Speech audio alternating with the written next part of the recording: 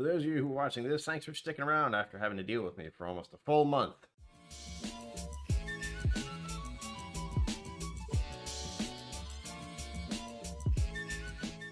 Greetings, my name is Brian. Welcome to KillCo Whiskey Musings. I hope all of you had a good holiday, whatever holiday you celebrate, and we are going into the new year by now. So what does one want to do before going into the new year? That's right, we want to sit on by the fireside.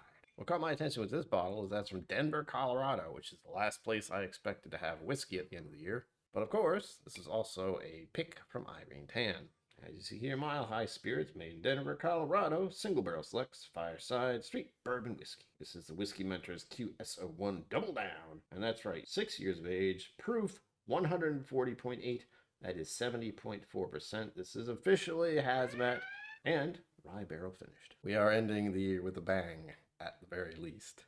And I should mention, this bottle was donated to the channel by Irene Tan. Irene Tan, you are awesome. See how their tab holds up? So far, so good. What was the other way? Well. Oof. Hey, well, good enough. Oh, man, what a way to end the year.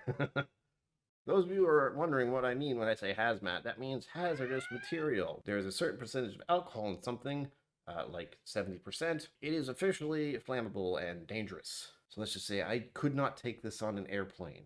They would not be happy if I tried to get it through. Thankfully for me, Irene Tan lives fairly nearby. Oh my god. Oh geez.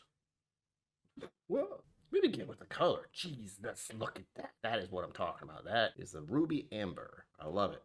I'm wondering how, 6 years? In Denver, Colorado, that's the weirdest part for me. I wouldn't expect something to get this dark that fast. But good God, is it glorious. I hope I get to try more stuff from them. Maybe not as high proof next time. I have had a taste of this when I was when I last visited Irene's store, but it's been a minute, and well, I may have had a couple other whiskeys before that, so it doesn't really count. Begin with the nose. Oh, slight herbal quality. Already, I'm thinking of eucalyptus, so that means rye. What I didn't ask Irene is what the mash bill was. But considering it says straight bourbon whiskey, that means it's at least 51% corn. It's a bourbon, finished in rye barrels. We know that at least. It's like cocoa. Lately I've been getting orange peel on bourbons, and I'm getting it on this one too. Oh yeah, molasses. The rye is actually showing up. It's very faint, but it is there. It's hiding behind the bourbon. Trying to peek over the bourbon and like, hey, I'm here. Bye. A little black licorice too, so I'm getting a mix of rye notes. I will say one thing, but my schnoz in here, it doesn't come off as 70%, which is one of the things Irene Tan is very good at doing, is finding whiskeys that are surprisingly high proof, but do not drink like it. Lemon zest. So it's like someone just took a lemon and went, tss. Oh, man, it smells good. I'm still dumbfounded as how it is not coming off as a super high proof whiskey. Now on the palate, we will see. But if I remember correctly, she gave me a taste of this and I had no idea what the proof was. And I would not have assumed it was this high proof until after she gave me the bottle and I looked. I was very surprised. Yep, I'm getting that underlying eucalyptus mint. Anytime I think eucalyptus, I also think mint because that's the mouthwash I commonly use. Eucalyptus and black licorice are very common notes for rye, and I'm glad to find them in this considering it was only finished and not an actual rye itself. On to the palate.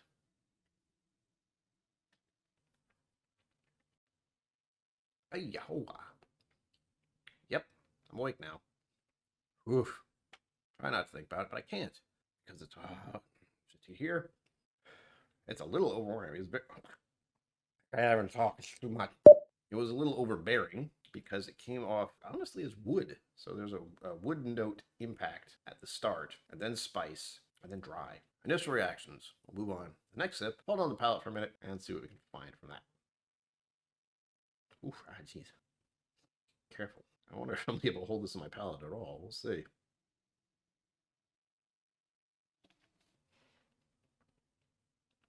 Oof. Oh my gosh, so spicy. Ah, incredible amount of spice. Prickles all over my tongue. Okay, it's fading. It's fading. Oof.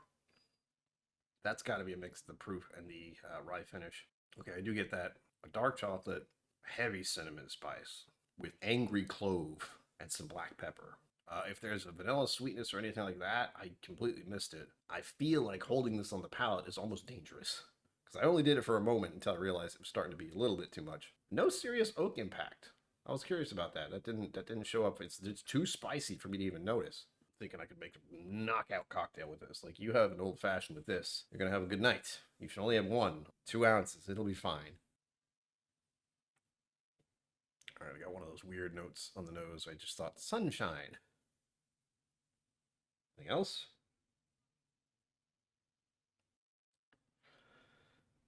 It feels weird to say a lot of these, but I thought of stars. Maybe just because it was really spicy and it made me see stars. All right. Again, hold on the palate. See if I can manage this time. Ooh.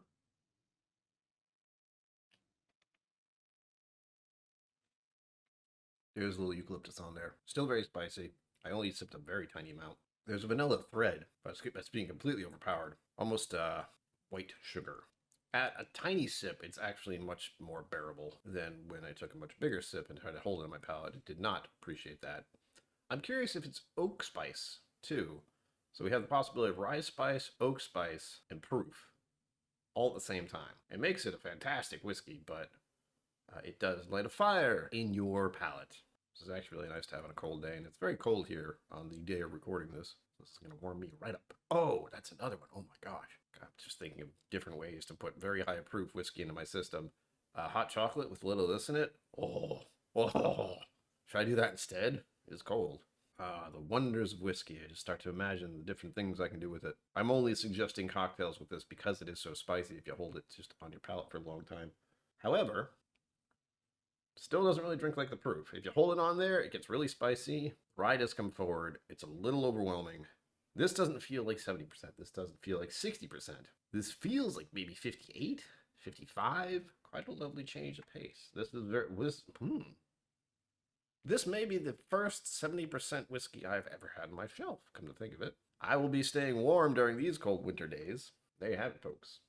As always, live long and prosper. Don't forget to be awesome.